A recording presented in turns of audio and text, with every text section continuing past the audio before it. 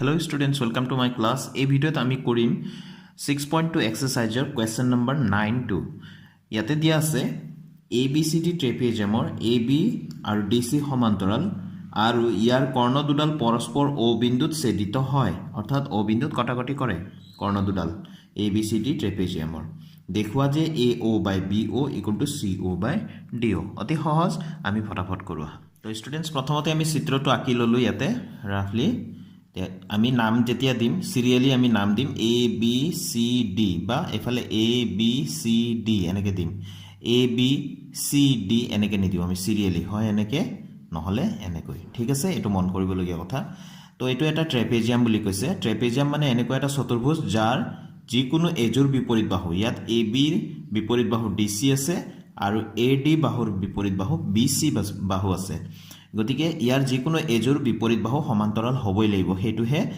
হেতুৱে হ'ব আমাৰ ট্ৰেপেজিয়াম গতিকে আমাক ইয়াত কৈ দিছে AB সমান্তৰাল DC অৰ্থাৎ AB বাহু আৰু DC বাহু সমান্তৰাল বুলি কৈছে আমি সমান্তৰাল বুলি লৈ লৈছো আৰু কৈছে ইয়াৰ কৰ্ণ দুডাল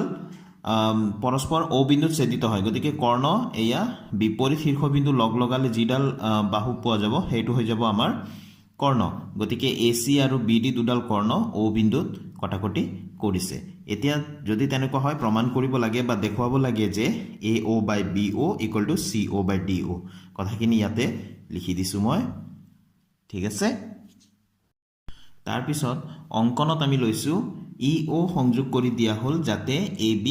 সমান্তৰাল EO ইয়াত এতিয়া এয়া EO আমি আঁকি দিছো কেনেকৈ আঁকিছো EO টো এই AB বাহুৰ সমান্তৰাল বুলি আমি আঁকি ললো ঠিক আছে এতিয়া প্ৰমাণ স্টাৰ্ট কৰিম ইয়াত লিখিম আমি যেহেতু ত্ৰিভুজ ABD AB সমান্তৰাল EO এতিয়া এই যেটো EO আমি সংযোগ কৰি দিছিলো আৰু কেনেকৈ আঁকিছিলো EO ডাল এই AB ৰ সমান্তৰাল আঁকিছিলো এতিয়া এই ত্ৰিভুজ ABD এই ত্ৰিভুজত লক্ষ্য কৰা এই ত্ৰিভুজ ABD ত EO সমান্তৰাল AB হৈ আছে অঙ্কন মতে নহয় জানো গতিকে আমি থেলছৰ উপপাদ্য বা 6.1 উপপাদ্য আমি ব্যৱহাৰ কৰিব পাৰো এতেকে থেলছৰ উপপাদ্য মতে AE by ED equal to BO by DO ব্ৰেকেটত আমি লিখি দিলো থেলছৰ উপপাদ্য মতে ইয়াত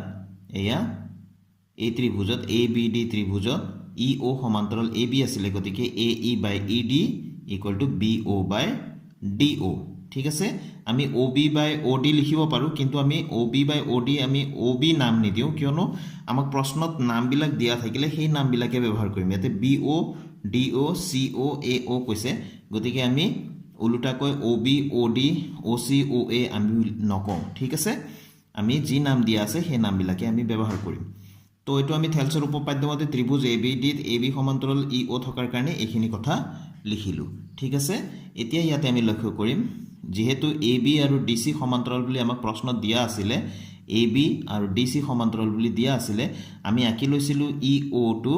AB ৰ সমান্তৰাল কৈ বুলি লিখি লৈছিলো আঁকি লৈছিলো বা আমি এনেকৈ লৈ লৈছিলো নহয় জানো গতিকে AB ৰ সমান্তৰাল যদি EO হয় যেহেতু AB আৰু DC আগৰ পৰাই সমান্তৰাল আছিল গতিকে EO টো অটোমেটিক্যালি DC ৰ সমান্তৰাল হ'ব সেইখিনি কথা এতিয়া লিখিম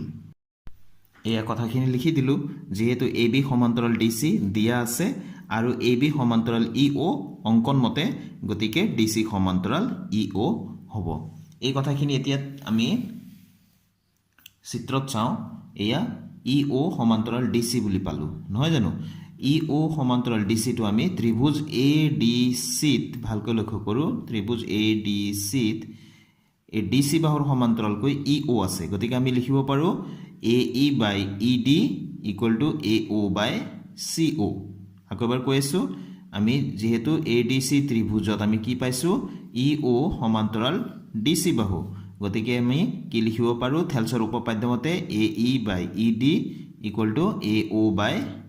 CO এয়া কথাখিনি লিখি দিলো যেহেতু ত্ৰিভুজ ADC তে DC সমান্তৰাল EO এটো আমি যেটো উলিয়াই থৈছিলো এতেকে বুলি এটো আমি ব্যৱহাৰ কৰিম এতিয়া এটোক আমি যদি এটা নাম দি থওঁ বেছি ভাল হ'ব ওপৰত